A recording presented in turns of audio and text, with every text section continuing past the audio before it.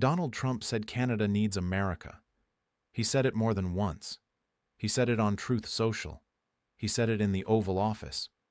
He said it when he called Mark Carney the future governor of Canada. He said it when he floated the idea of making Canada the 51st state.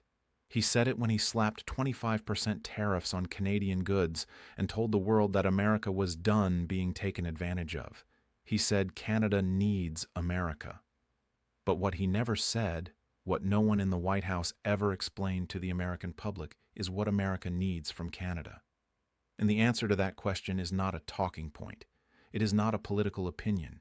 It is a dependency so deep, so structural, and so irreplaceable that once you understand it, you will never look at the USC relationship the same way again.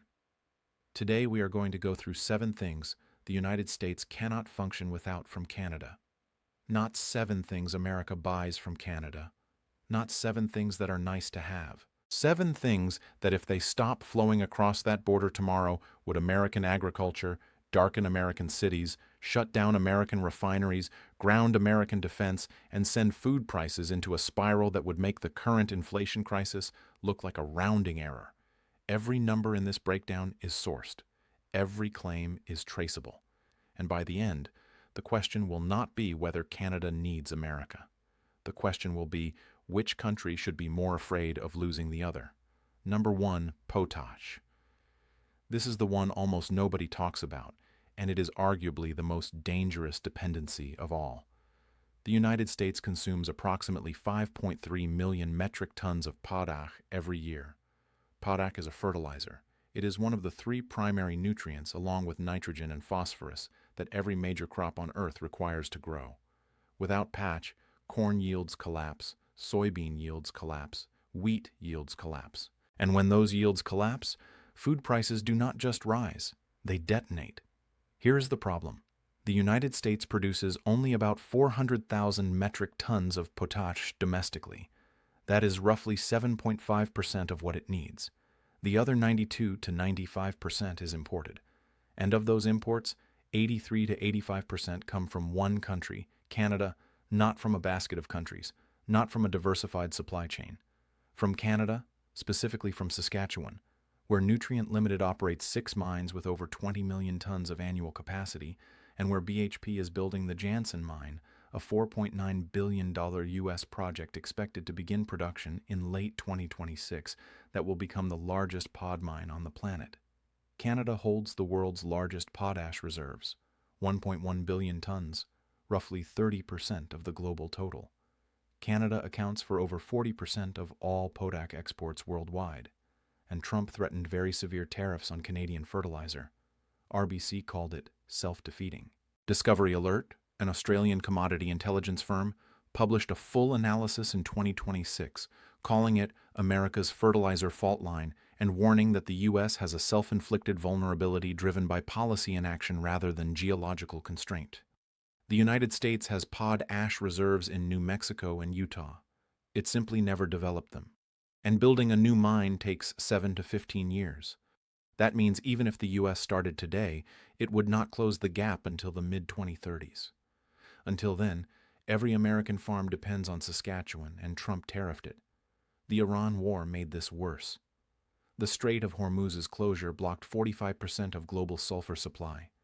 Sulfur is a critical input for fertilizer production. Prices surged 40% to $600 per metric ton.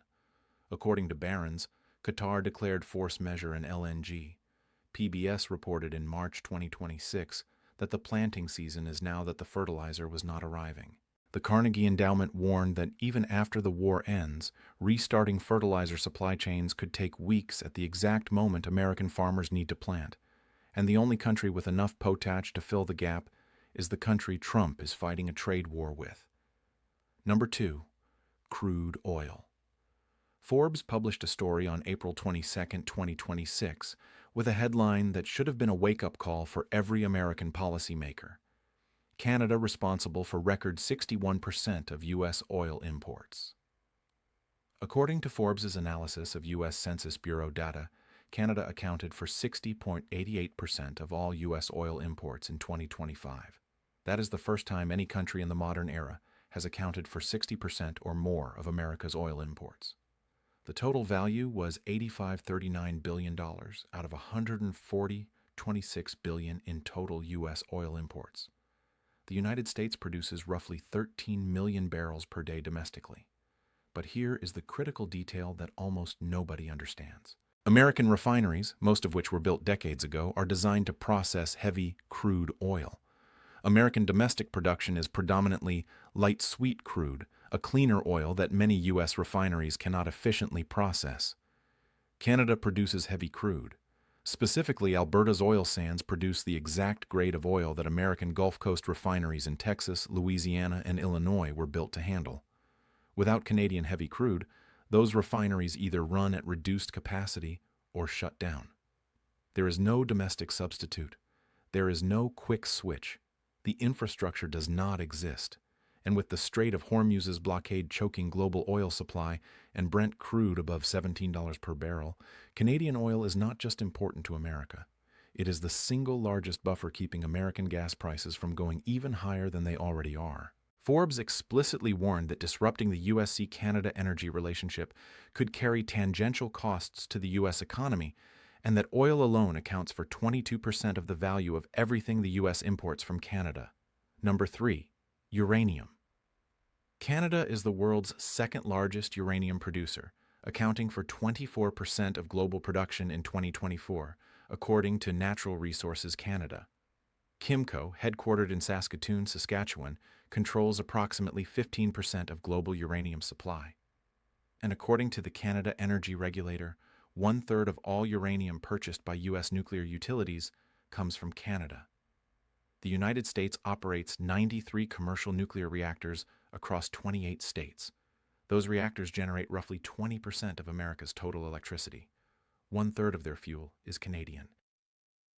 In March 2026, Carney signed a $2.6 billion uranium supply agreement with India, a 9-year deal that includes small modular reactor partnerships. Canada's share of uranium delivered to European Union utilities rose from 31.9% to 33.9% in a single year. 90% of Canadian uranium production is exported. Canada is not hoarding it. It is selling it to the world.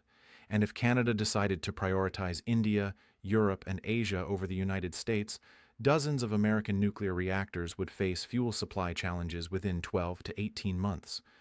Trump put tariffs on Canadian energy. He apparently forgot that uranium is energy. Number 4, electricity. In 2024, Canada exported approximately 30 terawatt-hours of electricity to the United States. According to 247 Wall Street, that is enough to power 2.5 to 3 million American homes for a year. Enough to power every Amtrak train in the country for 50 years. As much as all the residential energy use of New York City, Chicago, and Houston combined for an entire year. And 85% of that exported electricity is hydropower, clean, renewable, and cheap. The states that depend on it are not small or insignificant. Minnesota imports about 13% of its electricity from Manitoba, the highest share of any U.S. state. Vermont gets nearly half of its electricity from Hydro-Quebec under a long-term contract. New York receives approximately 6% of its total supply from Quebec and Ontario. And a new transmission project called the Champlain-Hudson Power Express will deliver 1,250 megawatts directly to New York City, enough to power 1 million homes, covering 20% of Manhattan's power needs. Michigan is tightly linked to Ontario's grid. Maine relies on imports from Quebec and New Brunswick. Newsweek reported that the United States imported approximately 27,220,000 megawatt-hours from Canada in 2024 alone. If Ontario followed through on discussions about introducing surcharges on electricity exports in retaliation for American tariffs, states like Michigan and New York would face immediate cost increases. And if Quebec ever decided to redirect capacity to Europe, which is now actively seeking Canadian energy partnerships through the modernized CEDA agreement, American border states would face a genuine grid stability crisis. Number 5, softwood lumber. The United States depends on Canadian softwood lumber for roughly 1/3 of its total supply. This lumber is used primarily in residential construction, framing, flooring, roofing, structural support. The average new American home uses approximately 16,000 board feet of lumber. As of 2026, Canadian softwood lumber entering the United States faces a combined tariff rate of 45.6%, 6%, including countervailing duties, anti-dumping duties, and Section 232 tariffs. Supply Build Canada called it the lumber limbo. Garden structure and industry analysis firm called it an existential burden. Every time tariffs go up, U.S. housing costs spike. Ohio State University data, Congress.gov, Research Service Report R48, 781, and Industry Analysis all confirm this pattern. The U.S. Lumber Coalition argues that tariffs protect American producers, but Reddit threads, Canadian Biomass Magazine, and construction industry data show that American domestic production has not expanded fast enough to replace Canadian supply in a country with a housing affordability crisis, where millennials and Gen Z cannot afford to buy homes. Adding thousands of dollars per unit through lumber tariffs is not trade policy. It is a tax on the American dream paid by the people who can least afford it. Number 6. Hydrocarbons. The full picture. This one goes beyond oil. According to the Canada Energy Regulator, in 2024, Canada provided 70.2% of the total volume of hydrocarbons imported by the United States, not just crude oil. Hydrocarbons include natural gas, propane, refined petroleum products, and other energy inputs. The AE Center reported that in 2021, Canada supplied 61% of U.S. crude oil imports, 98% of natural gas imports, 93% of electricity imports, and 28% of uranium imports. CSIS published a full mapping of the U.S.-Canada energy relationship, confirming that 68% of all U.S. energy imports from any source come from Canada. This is not a trade relationship. This is an energy lifeline. The United States does not have a backup plan. There is no country on earth that can replace Canada's combined energy output to America. Not Saudi Arabia, not Norway, not Australia, not Qatar. No single nation or even combination of nations can deliver crude oil, natural gas, electricity, uranium, and propane to the United States at the volume, proximity, and cost that Canada provides. And Trump tariffs all of it. Number 7, NORAD and continental defense. This is the one that transcends economics entirely. The North American Aerospace Defense Command, NORAD, is a bational military organization operated jointly by Canada and the United States. It is the only system in the world designed to detect and defend against aerospace threats to the North American homeland. There is no American-only version of NORAD. There is no backup. There is no Plan B. Canada monitors and defends the Arctic, the northern approach to the continental United States. Russian bombers, hypersonic missiles, and submarine-launched cruise missiles approaching North America from the north must pass through Canadian airspace and Canadian detection systems first. In April 2026, Reuters reported that Carney vowed Canada protect the Arctic without outside help. From February to April 2026, 1,300 Canadian military personnel completed Operation Nino Malaba, the largest Arctic winter exercise in Canadian history. Canada is spending $9.3 billion more on defense in fiscal 2025 to 2026, achieving the NATO 2% target for the first time. Carney has pledged 3.5% of GDP, including security-related investments. The Canadian Defence Review confirmed that Arctic sovereignty operations are being reinforced throughout 2026. NORAD conducted Arctic Edge 2026, a joint exercise integrating all domain command and control relationships for homeland defense. The New York Times reported in March 2026 that as Arctic threats rise, Canada's role becomes even more critical. If Canada withdrew from NORAD or even reduced its cooperation, the United States would have a blind spot covering its entire northern frontier. Every major American city north of the 40th parallel, New York, Chicago, Detroit, Minneapolis, Seattle, Boston, would lose a layer of defense that has existed since 1958. Trump pulled 5,000 troops from Germany in May 2026. He called Carney governor. He suggested Canada should be the 51st state, but he never once addressed the fact that the defense of the American homeland itself begins in Canada. So, let me put the full picture together. The United States imports 92 to 95% of its potash from foreign sources, with 83 to 85% coming from Canada. It imports 61% of its crude oil from Canada, a record. 1/3 of its nuclear fuel is Canadian uranium. 30 terawatt-hours of its electricity comes from Canadian hydro-powering millions of homes in New York, Vermont, Minnesota, Michigan, and Maine. 1/3 of its softwood lumber comes from Canada. 70% of its total hydrocarbon imports come from Canada. And the only system defending the American homeland from Arctic threats is a joint command that depends on Canadian territory, Canadian radar, Canadian personnel, and Canadian cooperation. These are not negotiating points. These are dependencies, structural, physical, geological, military dependencies that cannot be replaced by executive order, cannot be substituted by tariff, and cannot be wished away by calling a prime minister governor on social media. And here is the final number, the one that ties everything together.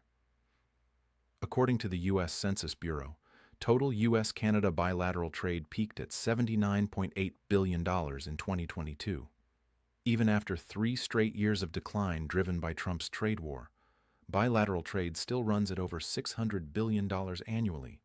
That is more than U.S. trade with Japan, Germany, and the United Kingdom combined.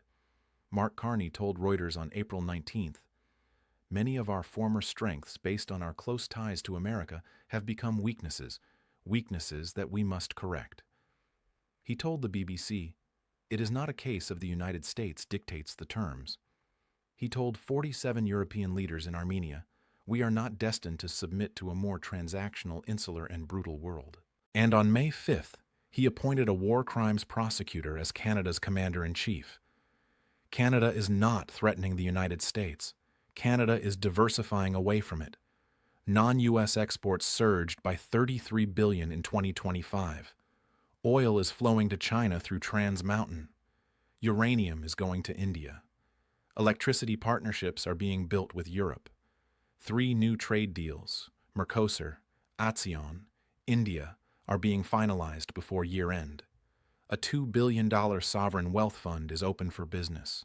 $97 billion in foreign investment commitments are on the books. And NPR says Canada's economy is booming. Trump said Canada needs America. The data says otherwise. The data says America needs Canada in ways that most Americans have never been told, that most politicians have never explained, and that no tariff, no insult, and no annexation fantasy can change. If this forensic breakdown opened your eyes, subscribe to this channel. Hit the notification bell. Drop a comment below telling me which of these 7 dependencies surprised you the most, and share this video with every person who has ever said Canada does not matter because the numbers do not lie, and the numbers say Canada is not the 51st state.